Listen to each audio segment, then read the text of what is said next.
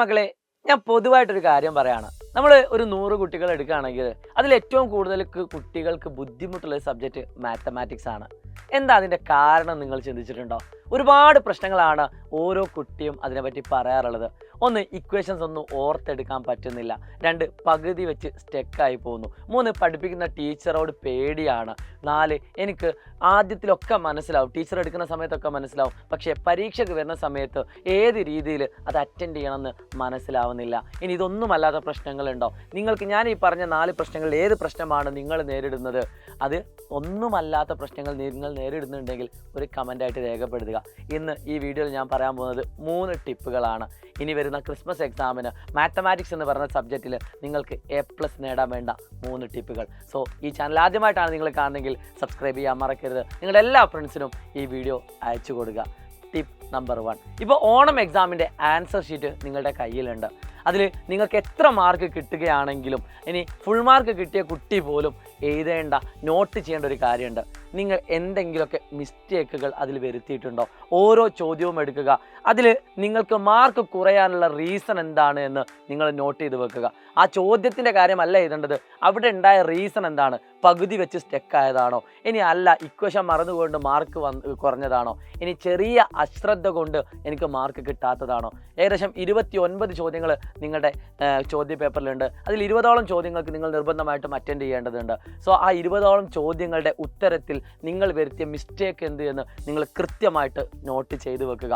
അതിൽ ഏറ്റവും കൂടുതൽ തവണ റിപ്പീറ്റ് ചെയ്ത മിസ്റ്റേക്ക് ഏതാണെന്ന് മനസ്സിലാക്കുക. അതിനനുസരിച്ചുള്ള പരിഹാരങ്ങൾ ഞാൻ നിങ്ങൾക്ക് കൃത്യമായിട്ട് പറഞ്ഞുതരാം. ഇതാണ് ഞാൻ പറയുന്ന ആദ്യത്തെ ടിപ്പ്. നിങ്ങളുടെ ഓണം എക്സാമിൻ്റെ ആൻസർ ഷീറ്റിൽ നിങ്ങൾ വരുത്തിയ മിസ്റ്റേക്കുകൾ, നിങ്ങൾ എഴുതിയ പോസിറ്റീവ് അല്ല എഴുതിയെടുക്കേണ്ടത്, നിങ്ങൾ വരുത്തിയ മിസ്റ്റേക്കുകൾ നിങ്ങൾ എഴുതിയെടുക്കുക. ആ മിസ്റ്റേക്കുകൾ ഒരു കാരണവശാലും നിങ്ങൾ അതായത് ഇനി വരാൻ പോകുന്ന ക്രിസ്മസ് എക്സാമിന് ആവർത്തിക്കരുത്. രണ്ടാമത്തെ കാര്യം, എഴുതിയാണ് മാത്തമാറ്റിക്സ് പഠിക്കേണ്ടത്. എത്രത്തോളം നിങ്ങൾക്ക് എഴുതാൻ പറ്റുമോ അത്രത്തോളം നിങ്ങൾ എഴുതുക. ചെറിയൊരു കഥ പറയാം. എൻ്റെ ഒരു സുഹൃത്തിൻ്റെ വീട്ടിലേക്ക് ഞാൻ പോവുകയാണ്. പോകുന്ന സമയത്ത് ആ സുഹൃത്തിൻ്റെ കയ്യിൽ ഒരു ഷീറ്റ് പേപ്പർ, ഒരു കട്ടിയുള്ള ഒരു പേപ്പറുണ്ട്.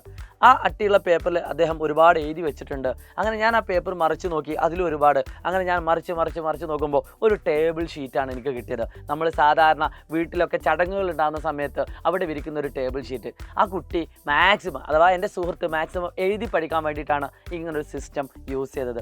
ഞാൻ എഴുതി പഠിക്കുന്നത് സാധാരണയായിട്ട് ഏറ്റവും ചീപ്പായിട്ടുള്ള നമ്മൾ കൈ തുടയ്ക്കാൻ വേണ്ടി വാങ്ങുന്ന പേപ്പർ ഉണ്ടല്ലോ, അതിൽ ഞാൻ എഴുതി പഠിക്കുമായിരുന്നു. അപ്പോൾ ഞാൻ ഒരുപാട് എഴുതി കഴിയുമ്പോൾ ഞാനത് ചുരുട്ടി കൂട്ടി വേസ്റ്റിലിടും.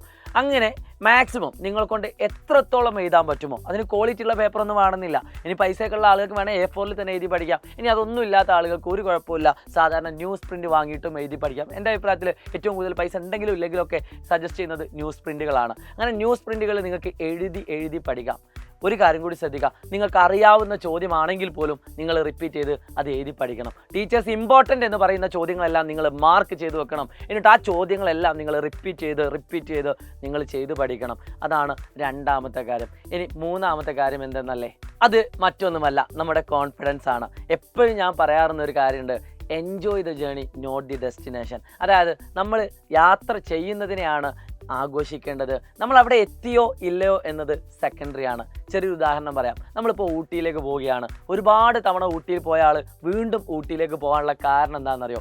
ആ ഊട്ടിയിൽ എന്ത് കാണാനുണ്ട് എന്നതല്ല, ആ ഊട്ടിയിലേക്കുള്ള യാത്രകൾക്കിടയിൽ എന്തൊക്കെ എനിക്ക് ആസ്വദിക്കാനുണ്ട്, എന്തൊക്കെ എനിക്ക് അതിൽ നിന്നും കിട്ടും, എത്രത്തോളം സന്തോഷം എനിക്ക് കിട്ടും എന്നത് തന്നെയാണ്. ഇത് തന്നെയാണ് മാത്തമാറ്റിക്സ് എന്ന് പറയുന്ന സബ്ജക്റ്റ് നിങ്ങൾ പഠിക്കുമ്പോൾ ശ്രദ്ധിക്കേണ്ടത്. നിങ്ങളൊരു പക്ഷേ നിങ്ങൾ ഇഷ്ടപ്പെട്ട് പഠിക്കുന്ന സമയത്ത് നിങ്ങൾ വിചാരിച്ച മാർക്ക് നിങ്ങൾക്ക് കിട്ടിയിട്ടുണ്ടാവില്ല. പക്ഷേ നിങ്ങൾ ഒരു കാരണവശാലും വിട്ടു കൊടുക്കരുത്. കാരണം മാത്തമാറ്റിക്സ് എന്ന് പറയുന്ന സബ്ജക്റ്റിനെ ഇഷ്ടപ്പെടുന്ന കുട്ടികളുടെ എണ്ണം വളരെ കുറവാണ്. നിങ്ങൾ അങ്ങനെ ഇഷ്ടപ്പെട്ട് പഠിക്കുന്ന ഒരു കുട്ടിയായിട്ട് മാറുക. കാരണം സബ്ജക്റ്റിനോട് ഒരു ഇഷ്ടമുണ്ടെങ്കിൽ മാക്സിമം അതിനനുസരിച്ച് നമ്മൾ ഹാർഡ് വർക്ക് ചെയ്യാൻ തയ്യാറാവും. ഇൻ കേസ് നിങ്ങൾക്ക് മാർക്ക് കിട്ടിയില്ലെങ്കിൽ പോലും നിങ്ങൾ വിജയിച്ചവരുടെ കൂട്ടത്തിലാണ്. കാരണം നിങ്ങളുടെ മാക്സിമം നിങ്ങളുടെ കഴിവുകൾ ഉപയോഗിച്ചുകൊണ്ട് നിങ്ങൾ അതിനെ പഠിക്കാൻ ശ്രമിക്കുന്നുണ്ട്. ഈ ഒരു കാര്യം തന്നെയാണ് മൂന്നാമതായിട്ട് എനിക്ക് പറയാനുള്ളത്. ഇൻ കേസ് നിങ്ങൾക്ക് മാർക്ക് കുറഞ്ഞു പോയിട്ടുണ്ടെങ്കിൽ പോലും ഒരു തവണ പോലും നിങ്ങൾ വിട്ടുകൊടുക്കരുത്. അടുത്ത എക്സാമിന് അതിനേക്കാൾ കൂടുതൽ മാർക്ക് വാങ്ങി ഞാൻ വീണ്ടും തിരിച്ചു വരുമെന്ന കോൺഫിഡൻസ് നിങ്ങൾ എപ്പോഴും ഉള്ളിൽ കൊണ്ടു നടക്കുക. അതിങ്ങനെ ഉള്ളിൽ കത്തിച്ചുകൊണ്ടേയിരിക്കുക. ഉറപ്പായിട്ടും മാത്തമാറ്റിക്സ് എന്ന് പറയുന്ന സബ്ജക്റ്റ് നിങ്ങൾക്ക് എളുപ്പമായിട്ട് മാറും. ഈ 3 ടിപ്പുകൾ നിങ്ങൾ മറക്കരുത്. നിങ്ങൾക്ക് ഏറ്റവും കൂടുതൽ നേരിടുന്ന പ്രശ്നങ്ങൾ എന്ത് എന്ന് നിങ്ങൾ കമൻറ്റ് ബോക്സിൽ രേഖപ്പെടുത്തുക.